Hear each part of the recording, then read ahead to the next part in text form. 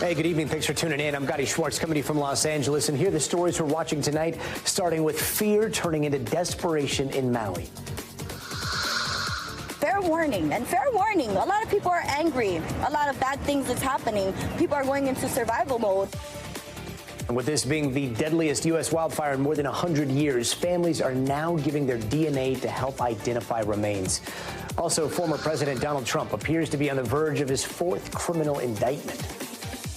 Is there any chance you take a plea deal in Georgia? Plea deals. We did nothing wrong. We don't ever take a plea deal. Yes, sir. We don't take plea deals. It's a wise guy question. You're just a wise guy. We don't take plea deals because I did nothing wrong. It's called election interference. And police raid a small-town newspaper in Kansas, and now the co-owner of that paper has died after the whole thing left her, quote, stressed beyond her limits. But was that raid even legal? And what happens when you call 911 and a drone shows up? About 88 to 90% of the time, the drone is first on scene before any of our officers in the field arrive.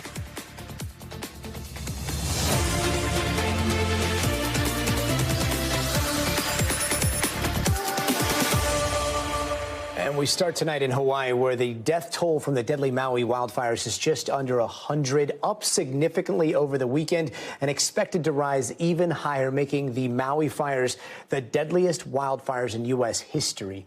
Specialist teams are searching through burned buildings and rubble, and so far only 20% of the fire-ravaged area has been searched and hundreds are still missing. Images coming out of the state show pure devastation. The damage there is estimated to be nearly $6 billion, and the historic town of Lahaina, once the capital of the Kingdom of Hawaii, has been burned to the ground. Shelters and family assistance centers have been set up across the state where survivors are desperately searching for missing loved ones. We've been to a lot of hotels inside Lahaina, but none of them are there. So we've been to police station, we called Red Cross, anywhere that we can find them, but nothing, no zero. I'm so worried about everybody. Hopefully, you're still alive. Well, let's bring in NBC's Dana Griffin, who's in Maui for us. Dana, so much devastation there, and only 20% of the area has been searched, right? Is there a chance that there are still survivors that haven't been found, or is this all a recovery mission at this point? At this point, Gadi, it sounds like it's going to be a recovery mission. Now, there are some people who've lost their phones, some cell service is out, so the hope is that people may be missing in the sense that they're somewhere and they just haven't been able to check in with family and friends because of the lack of communication. But for many, the grim reality is there are going to be likely hundreds of bodies discovered during this search, and it's going to be very methodical, according to the FEMA administrator. They want to respect the bodies that they are finding out there, and they say they also have to do this with care because there's some health risk there, not only for the search and rescue crews, but also those cadaver dogs. They need to rest also so that they're not getting overheated, and some of those buildings are partially collapsed, so they're going to have to shore them up so rescue crews can get inside of them. They are going door to door, car to car, to make sure that they are not leaving any stone unturned. And some of these bodies are so badly decomposed, they're asking survivors' families or the families who have missing people to give DNA samples so they can help identify some of these bodies, Gadi. What are you seeing at the shelters right now? What are you hearing from survivors tonight? We're actually seeing the numbers here at the shelters dwindle because they've made so many hotel rooms available, hundreds. So they want to move these people out of these temporary shelters and into the hotels. Those are only going to be available for 30 days. So the big question now is what housing becomes available more long term. We've talked to people that have shown up who have been frustrated with the response in the sense that, here in Hawaii, it's very much, we all pitch in and help any way we can. But when you have the federal government and the Red Cross come in, some people have felt like they have been kind of pushed aside, not being allowed to volunteer, not being able to bring any sort of donation. And some people think that those donations should be moved closer to the disaster area, not here at the shelters, because the people that need the most in Lahaina and even beyond Lahaina, a lot of them are still stuck in those areas and they want that to be moved there. I spoke with one woman. She was very passionate about this. Listen to what she told me. Do not go to Lahaina thinking that you're going to get fed when you realize there are no resources. There are no stores out there for you. Everything is empty. There's nothing out there. So you know what? just fair warning. And fair warning, a lot of people are angry. A lot of bad things that's happening. People are going into survival mode. And talking about angry, people are also frustrated with even tourists. There are reports that tourists went snorkeling just days after this, and the snorkeling company that was responsible for that trip said that they did it because they wanted to donate the proceeds from that trip to the Maui Food Bank, but they said they realized that that was so insensitive considering they were still pulling bodies out of the water, and they have since discontinued their service, Gadi. And speaking of frustration, there's so much frustration that is still building about those warning sirens that did not go off that day. What are you hearing about that? So everyone we talked to say they heard no warning sirens. We were told that messages went out to via radio and some people's cell phones, but again, the power and internet was down, so a lot of people didn't get that message. These sirens are usually used when there's a tsunami warning, which usually is a trigger for people to go inland. But if the fire was burning inland and came out towards the sea, like we've seen in some of these videos, that would have been dangerous. So the big question is, would this have made a difference? And a lot of people said something would have been better than nothing. Gadi? Dana Griffin, thanks so much. And NBC's Tom Yamas joins us now from Maui. Tom, such a horrific scene behind you. What more do we know about the source of this deadly fire? And we're hearing a little bit more about the circumstances that prevented it from being put out quicker, right? Hey, Gadi, great to be with you tonight. Yeah, we actually have a lot of new reporting. So right now we're in the Kula neighborhood, but this is actually tied to that other devastating wildfire. Behind me, you can see what these wildfires are doing to homes all across this island. But because there were multiple wildfires burning on Tuesday, we've now learned that the firefighting crews were stretched very thin. So teams in West Maui that were just getting decimated by the flames, they couldn't get reinforcements because those teams were here fighting this wildfire. We've also learned, and this is so hard to believe, that you have the nation's deadliest wildfire and the firefighters there didn't have enough water. I spoke to a firefighter who was on the ground. Here's what she told me. You ran out of water with the nation's most deadliest wildfire? Yeah. It was very disheartening. It was, and we're on an island with a limited supply. Yeah. That's what we all talk about all the time, our limited resources. So to be the proactiveness of what, is going to be a big future thing. So, Gadi, I know you asked about the source. It is still under investigation. People aren't sure. They have theories, but here's what we do know. Last Tuesday, there were hurricane-force winds here. There was a wildfire. They thought they had it contained. They did not. There was no power. School hadn't started yet. Firefighters didn't have water, and that's why you have the catastrophe that we have right now. Horrific. Tom, I know you've been talking to a lot of people there this weekend about that Ohana spirit in the worst of times and how that energy is pulsing through the recovery. What do they say about that?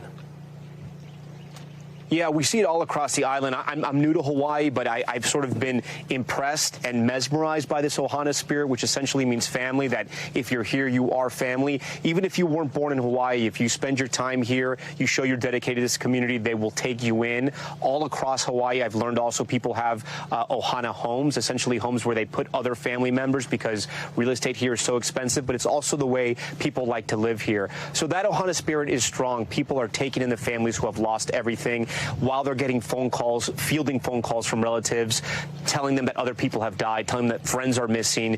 It's tough out here, and every day it actually gets worse because people are losing hope. There are hundreds still missing, and every day that goes by, people are coming to the realization that they likely are not going to be found, or they're going to be found dead. And then the police, the canine cadaver units, the forensics teams having to sift through all that ash and walking amongst really the dead in some cases. It's truly, truly a horrific and sad situation. But amidst all that, there is this spirit of family and people trying to help each other out. And it's tough, man, because they are going through a very, very hard period right now. But it's ingrained in them to take care of their own. And so we see that day in, day out. And one of the biggest signs we saw was our second day here. We were broadcasting live, and we saw a mail carrier, this woman who was delivering mail here in this Kula neighborhood, even though there was a wildfire still going on. Here's a little bit about what she told me. The toughest part is seeing all the families not here that I used to wave at, or the two little kids up the street run to me and grab their mail. Mara Gomes, I will never forget her. I mean, she was delivering mail, so people had some sense of continuity here. They had some sense of normalcy amid wildfires and firefighters doing water drops in their backyards. And as we're talking to you now, we're having two firefighters coming out just right next to us, looking at a hot spot to give you a sense that how crazy things are still going out here. But anyways, that mail carrier delivering mail, she also wanted to make sure people didn't lose their packages. It just shows you like the incredible Ohana spirit of some of the people out here. Gadi. I'm praying that she sees those two little kids again. Tom Yamas, thanks so much. Yeah.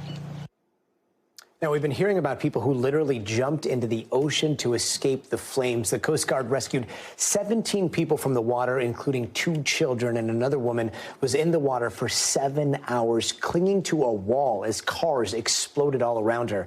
NBC Bay Area Marianne Favreau has her story.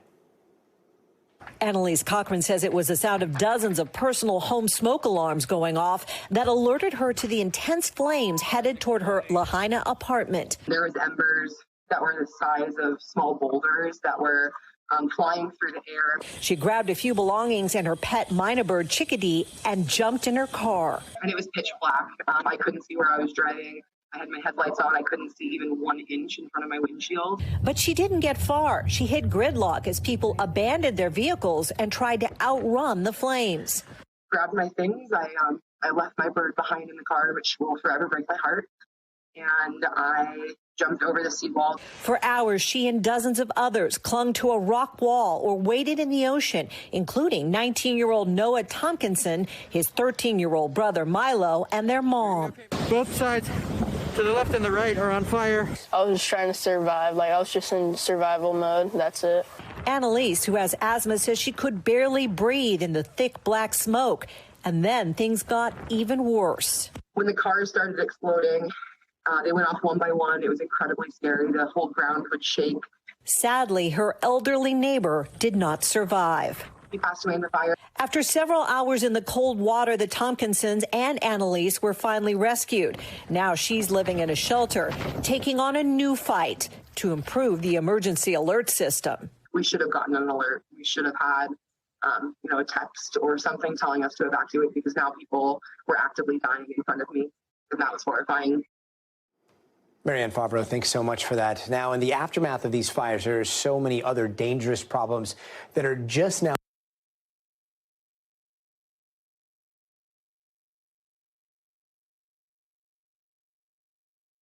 engineering program at UCLA. In addition to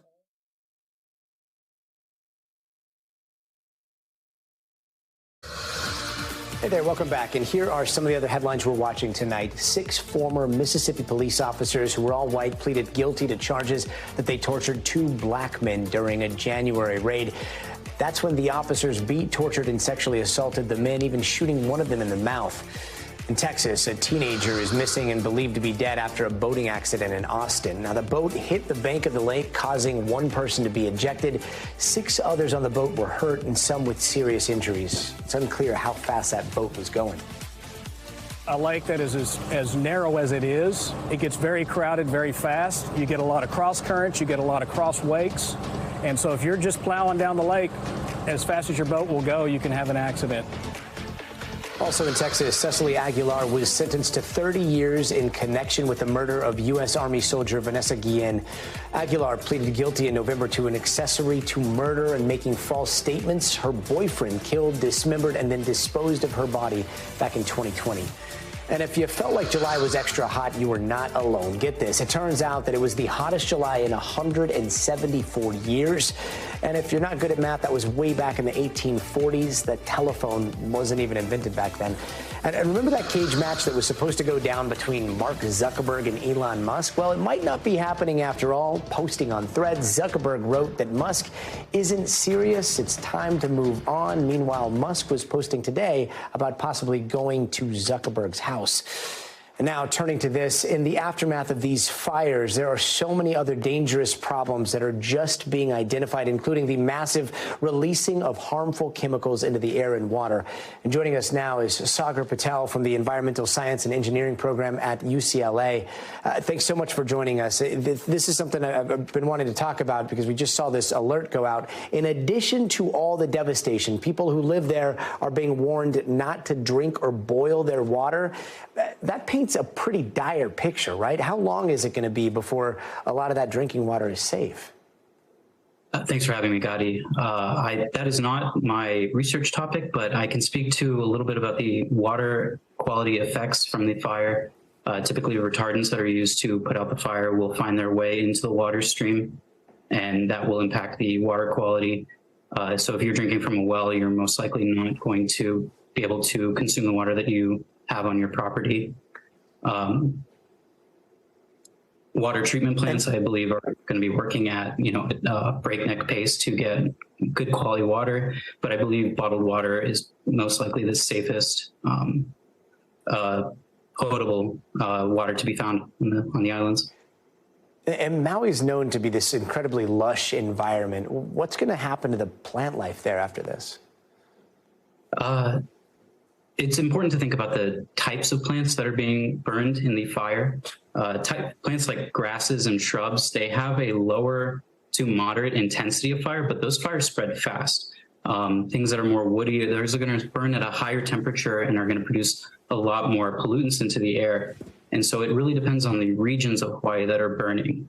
From what I understand, the ecology in Hawaii is very distinct from the rest of the United States. And so speaking to local Hawaiians will probably provide a better picture with respect to how intense, how severe these fires are going to damage the nature. This part of the state is also home to some of the oldest reef structures in the Hawaiian Islands. Are they in danger right now?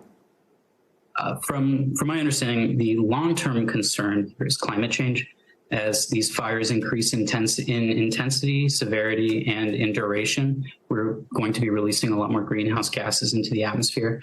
If the increase in carbon dioxide in the atmosphere gets absorbed by the ocean, it increases the acidity of the ocean, which can degrade coral reef structures over time.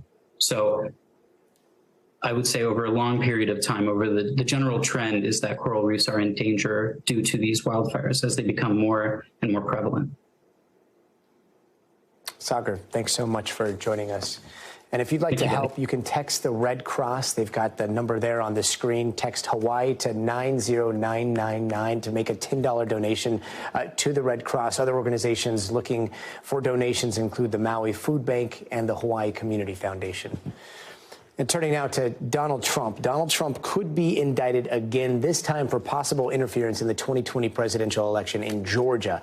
A grand jury in Georgia is actually voting on that right now. And here's why some people think the former president might see a fourth indictment. Not only were some key witnesses spotted outside the Fulton County Court, but according to Reuters, a docket of fresh charges was uploaded to the court's website today as well before being quickly taken down.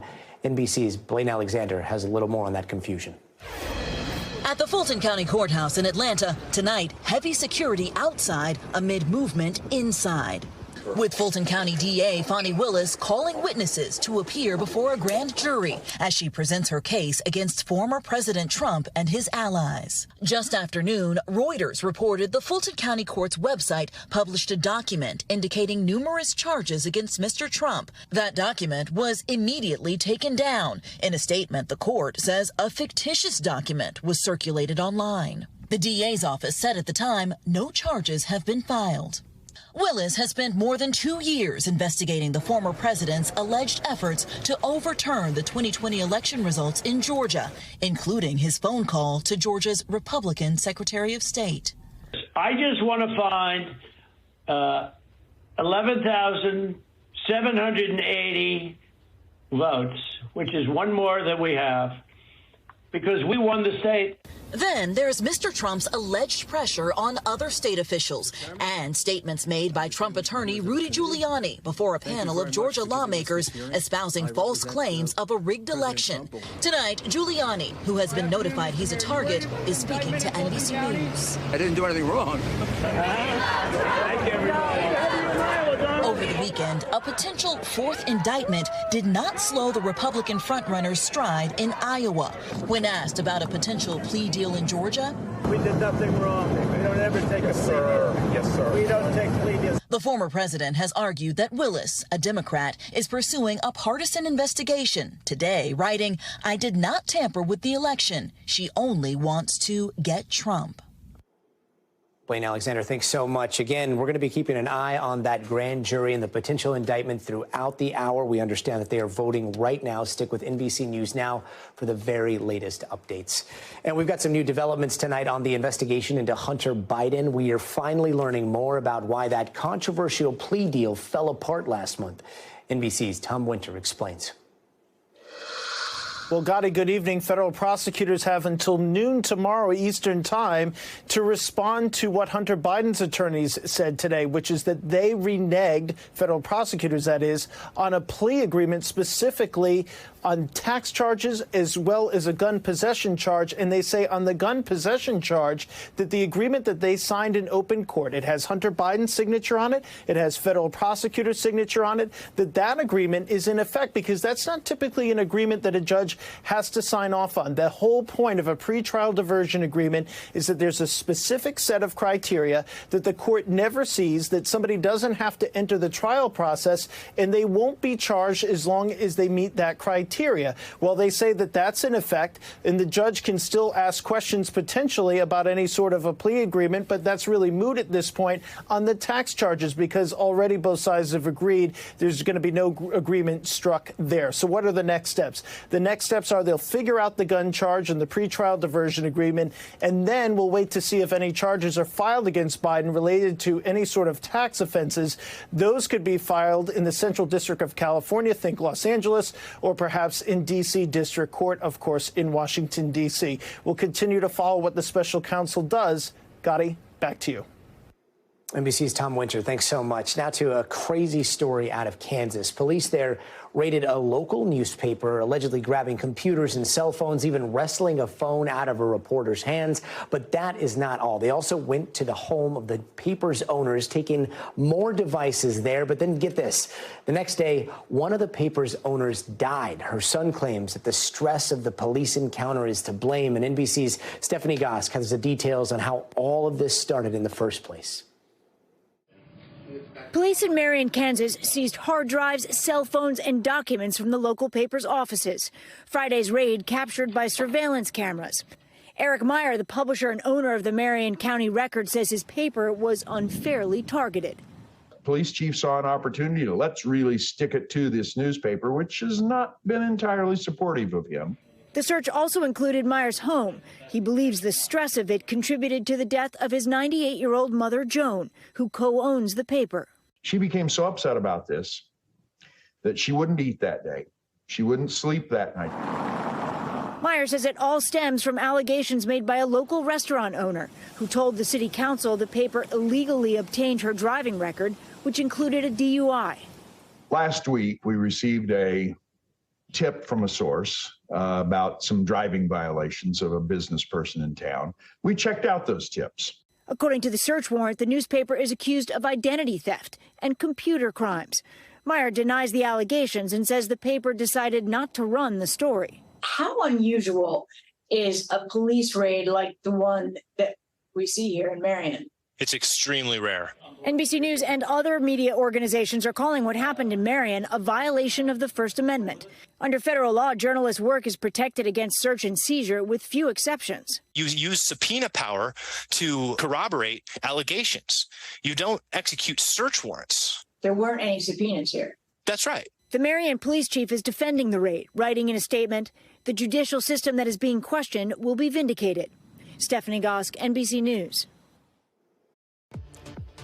Hey there, welcome back. And here's some of the stories from the West Coast that we're following tonight. A huge group of people used bear spray on security guards and stole about $100,000 in merchandise from an LA mall. Police say about 30 to 50 people swarmed the Nordstrom at the Westfield Topanga Mall on Saturday, and they went after luxury handbags and clothing and then fled in a BMW and some other vehicles. So far, no arrests have been made. And the first weekend since driverless cars were expanded in San Francisco, and they saw quite a few speed bumps. As we were walking back to our hotel, there was this huge jam up of about 10 cars, and I looked and there were no drivers in them. Yeah, here's what the traffic jam looked like of almost a dozen driverless cars in the city's North Beach neighborhood. Most of those cars were Cruise autonomous taxis, and the company released a statement saying, a large festival posed wireless bandwidth constraints causing delayed connectivity to our vehicles. We are actively investigating and working on solutions to prevent this from happening again. Those are the types of issues that some officials have been raising safety and efficiency concerns about those robo-taxis. The San Francisco Board of Supervisors says this is proof that they are, quote, not ready for prime time. But you know who was ready for prime time today? All those boys and girls headed back to school in Los Angeles. The district welcomed students back to classrooms for the new school year. And now the nation's second largest school district is expanding to 4-year-olds for a new transitional kindergarten program. And a community in Pennsylvania is grieving after a house exploded over the weekend, killing 5 people. That explosion was caught on Ring cameras Saturday morning, and investigators are still not sure what caused it. NBC's Emily Akeda has more. Hey there. Well, the blast so strong, neighbors say it sounded like a bomb went off. And as you can see behind me, it looks that way, too. Today, members of the community are now picking up the pieces and grieving the lives of 5 people lost, as still so many unanswered questions remain around what led to this deadly explosion that forever changed the fabric of this community. This is the terrifying moment a deadly house explosion devastated a western Pennsylvania community. First, a massive fireball, then a shower of debris reaching across the neighborhood, captured from multiple home cameras. The explosion and fire outside of Pittsburgh completely flattened 3 homes and shattered windows, peeled off siding, and scorched at least a dozen others, say authorities. 5 people were killed, including Casey Klontz and his 12-year-old son, Keegan, identified by family and remembered as loving and devoted. We have a whole building completely gone. We have copious amounts of debris.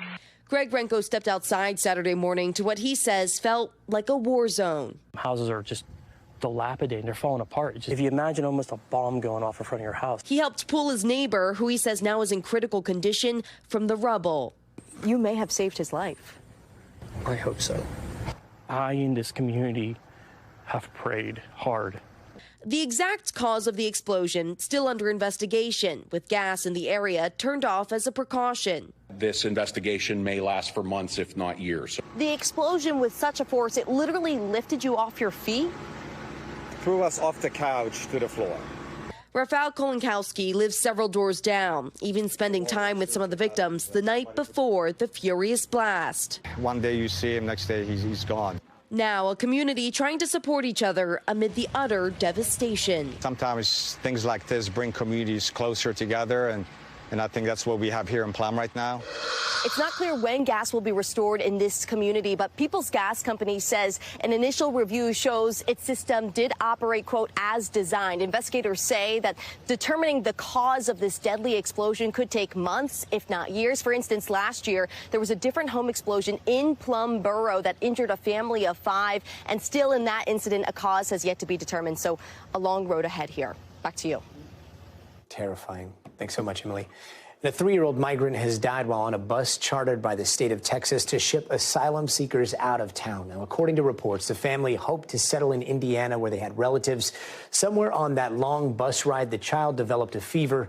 Texas officials say that once the child showed signs of being sick, they pulled the bus over and called 911. They also said every passenger underwent a quick medical check before boarding that bus. No one showed any symptoms.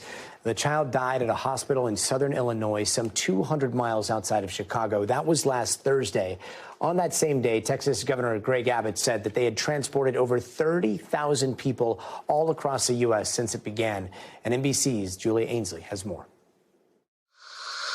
Well, Gadi, this whole incident is calling into questions, and really it's bringing up a lot of criticism, particularly by congressional Democrats, over these policies. As you know, Texas Governor Greg Abbott has sent more than 30,000 migrants out of his state to cities like Chicago, New York, LA, and elsewhere in an effort to try to show those cities, those left-leaning cities, what the crisis is at the southern border. But as we know, these are long journeys, and a lot of times advocates say migrants don't know what they're getting themselves into. And in this case, we know a 3-year-old child started showing signs of fever, lost consciousness on the bus. They quickly alerted medical personnel, but then when the child was taken to the hospital, the child died there. We know both parents were with this 3-year-old, but we don't know the gender, the nationality, really anything else about this case. We do know that Texas says that all of the migrants did a health screening by Customs and Border Protection before they got on the bus, and they said that the migrants who were tested afterwards, the other migrants who were on the bus with the child who ended up deceased, that they were okay. What they're trying to say there is that it doesn't have anything to do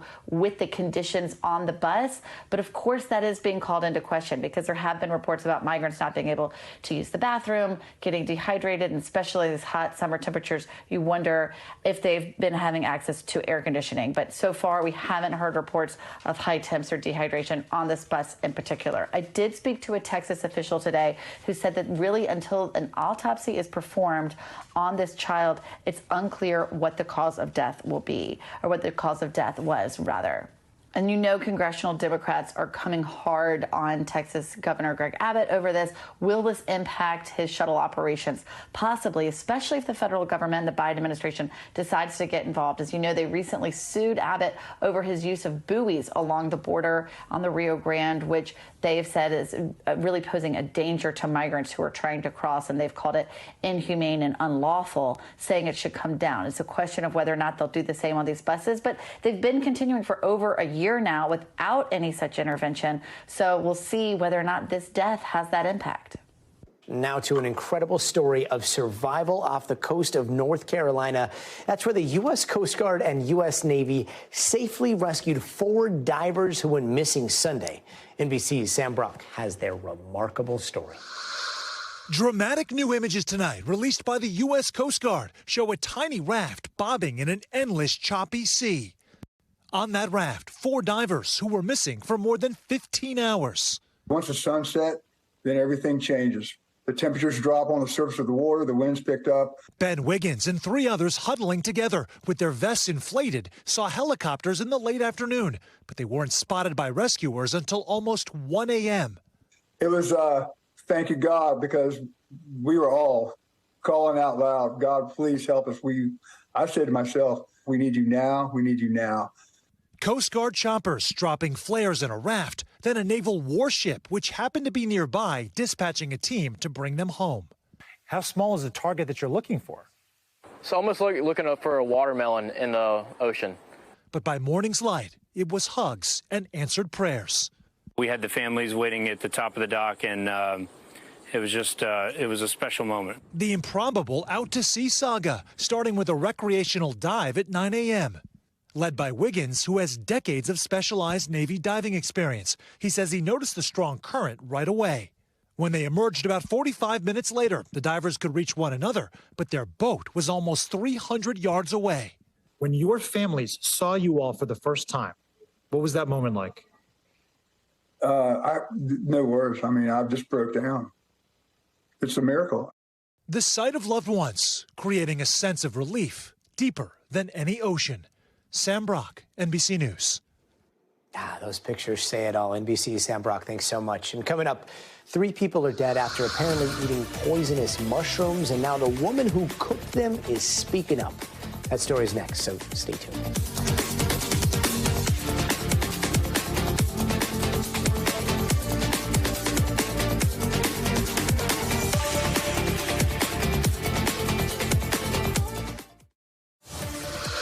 Hey there, thanks for joining us. Let's take a quick look around the world in 80 seconds. In Ukraine, Russian drones and missiles hit the port city of Odessa overnight, and this comes a day after heavy Russian attacks killed 7 people, including a 23-day-old baby in Kherson. Meanwhile, the U.S. has announced a new $200 million security package for Ukraine. And a man opened fire at a shrine in southern Iran, killing one person and leaving 8 others hurt. Now, that attack happened yesterday at a prominent Shiite mosque. Officials have not yet discovered a motive, but similar attacks have happened in the past by Sunni extremists against the Shiite community there. And over in Niger, the military group that seized power last month now says that they're going to put the deposed president on trial for high treason. Now, those charges could carry the death penalty. The military group has been facing international pressure to reinstate the president, but so far no action has been taken. And Russia's lunar lander mission has now started processing its first round of data. This is Russia's first moon landing spacecraft in nearly 50 years, and Russia wants to be the first country to carry out a soft landing on the moon's south pole, an area thought to hold ice. And over in Australia, the woman at the center of a deadly mushroom mystery is telling her side of the story. She is denying intentionally serving poisonous mushrooms to her former in-laws, which killed 3 of them. And NBC's Molly Hunter is in Australia with that story. Molly?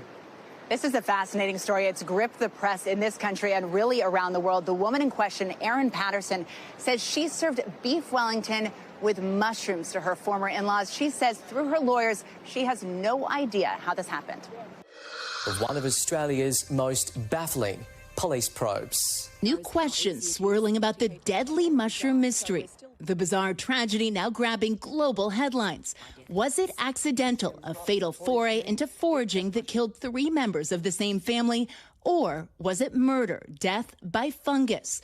Back on July 29th, police say Erin Patterson hosted her former in-laws for lunch.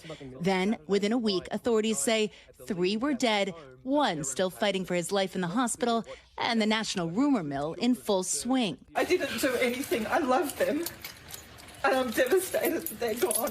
The Australian Broadcasting Corporation reports that a statement from Erin's lawyers to police says she served beef Wellington with mushrooms that day. I just can't fathom what has happened. I'm so sorry that they have lost their lives. How are you? I just can't believe it. In the same statement, she also says she threw out the food dehydrator after speculation started to grow. Police say the cause of death is consistent with eating death cap mushrooms, a highly toxic fungus found near oak trees. Her former in-laws, Gail and Don Patterson, and Gail's sister Heather have died. Heather's husband, Ian Wilkinson, is in critical condition. According to police, Erin and her 2 children didn't fall ill, and detectives confirming that Erin's a suspect. She cooked those meals for us, for those people that were present. Now, again, she hasn't presented with any symptoms, but we have to keep an open mind in relation to this, that it could be very innocent, but again, we just don't know at this point. And this morning, Victoria Police telling NBC News the deaths are still being treated as unexplained, and so the mystery continues. Now, no charges have been filed, and investigators are really reminding everyone, the press included, that there is an active investigation ongoing. They wouldn't comment to NBC News on their methods, on who they were speaking to, on if any warrants had been issued. They also want to remind everyone that community members are mourning these deaths, that right now Erin Patterson is a free woman. One of the big questions, though, is why didn't she get sick? I'll send it back to you. Molly Hunter, thanks so much. And before we go, we are still monitoring reports that a grand jury in Georgia is voting on whether or not to indict former President Donald Trump for the 4th time. We are going to bring you updates as soon as we can. And then it's time for the future of everything. Police in Santa Monica are able to respond to crimes faster than ever before, sometimes within a matter of seconds. We're going to tell you how drones are completely changing the game there. It's a fundamental change. It allows an experienced police officer to see what's going on in real time and communicate those facts to the officers responding.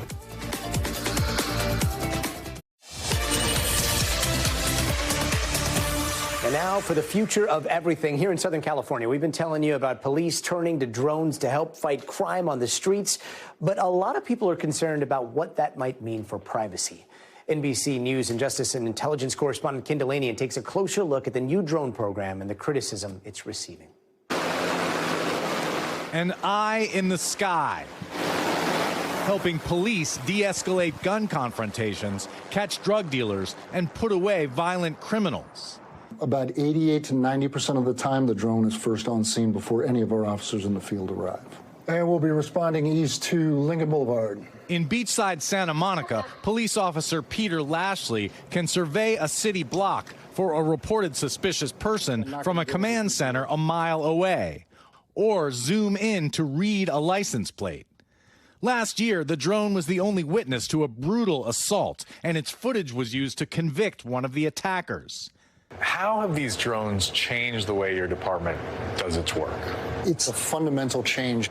It allows an experienced police officer to see what's going on in real time and communicate those facts to the officers responding. They say the drone's eye view can prevent officers from overreacting. Santa Monica police got a call last year about a man with a gun. At first, drone footage appeared to confirm it, but then... As I'm watching him, I can clearly see, and you'll see he exhales a little bit of smoke here in a second, that I'm 99% sure that that's some type of lighter. Given that, police didn't need to approach aggressively. Drones can also help police on dangerous operations. We got a demonstration of the lemur, which SWAT teams can use to break windows and fly inside buildings, even talking to a barricaded subject. This is the police department. We're here to resolve the situation peacefully. We don't have a problem with drones being used for particular emergencies, but what we don't want to see are drones used for routine mass surveillance where they're watching everybody all the time. And we're afraid that this is going to lead to that. Seattle has banned the use of police drones, and other communities have demanded strict rules. There are some people that are just uncomfortable with the idea of the police flying anything that could conduct overhead surveillance. We respond to calls for service. We don't utilize it as a random surveillance tool. I think as it rolls out on a national level, that's going to be incumbent upon those agencies that deploy it to be responsible with it. And important for communities to keep watch on those who protect and serve. Ken Delanian, NBC News, Santa Monica. Thanks, Ken. And with inflation still stubbornly high, people are turning to dollar stores to stay within their budgets, and business there is booming, especially when it comes to cheap groceries. Cynthia McFadden went to a small town in Connecticut where the only place to buy groceries before Dollar General was there was a gas station. The Google eyes for $1. I can tell you for a fact, a big box craft store, those are like $3.99. Tanya Lehman is the kind of teachers kids dream about, the kind who knows how to put googly eyes to good use. If they have a birthday or they're having a bad day, I'll make them something. Christmas, Easter, Halloween, I give them little gift bags full of stuff. Lehman teaches music in rural Salem, Connecticut. We have really very rich people here, and we have extremely very poor people. And in my school, there's kids that don't have food. All those little extras Lehman, a single mom, pays for herself, which is one of the reasons she says the Dollar General has made such a difference to her. And it's a struggle at times. So knowing that I can buy everything I need here for cheaper, it's wonderful. The Dollar General came to town about 4 years ago. Before that, the only place to get a quart of milk was this high-priced gas station. Michael Downing is also happy with the dollar store. We met him checking out eggs. Look at the price. Yes, absolutely. $1.50? A dozen. It's unbelievable. I mean, that is probably a third of what most other stores charge for them. No question, a quick comparison shows eggs are cheaper here than the area's grocery stores, which are all a significant drive away. The closest is a 30-minute round trip. Downing has a good job with a top company, but says he feels no stigma shopping in the discount store. In fact, a recent report suggests discount stores appeal to an ever-widening group of Americans. Households with six-figure incomes are 15% more likely to shop at a dollar store this year than they were a year ago. Everything has risen so high that if they can keep the prices low, which they do, then that's where the people will go. It isn't hard to find a Dollar General with more than 19,000 stores across the country. One report found that dollar stores were the fastest growing food retailer, increasing by almost 90% between 2008 and 2020. But company spokesman Crystal Luce says don't call them a grocery store. Dollar General is not a grocery store. We are today's general store. Why does it matter? Perhaps in part to help stave off criticism about what you cannot buy at most Dollar Generals. Fresh fruit, fresh vegetables, meat, or fish. We have components of a healthier meal in every single Dollar General store. And so when you look through the store, there's frozen vegetables, there's canned fruits. There's a lot of items there to be able to make healthier meals and decisions for customers. But critics say dollar stores are turning food deserts into food swamps. Protests have erupted in some places like Toledo, Ohio, claiming dollar stores have driven grocery stores, which do carry less lucrative but healthier produce, out of business. Nevertheless, Dollar General is just getting started, according to their CEO, Jeff Owen, who had this to say at the company's December earnings call. In the U.S. alone, we have 16,000 additional opportunities. That's right, 16,000 possible new stores, adding, he hopes, to a vibrant bottom line. Last year, Dollar General made $3.3 billion profit. It's the little things. It is. In a very not diverse demographic town, not only do they have black hair care, but they have quality black hair care, a lot cheaper than I bought when I had to drive 20 minutes to go somewhere else. And these days, for many shoppers, cheaper sounds better. Cynthia McFadden, thanks so much. That does it for us tonight. I'm Gadi Schwartz. We'll see you tomorrow. But until then, stay tuned now.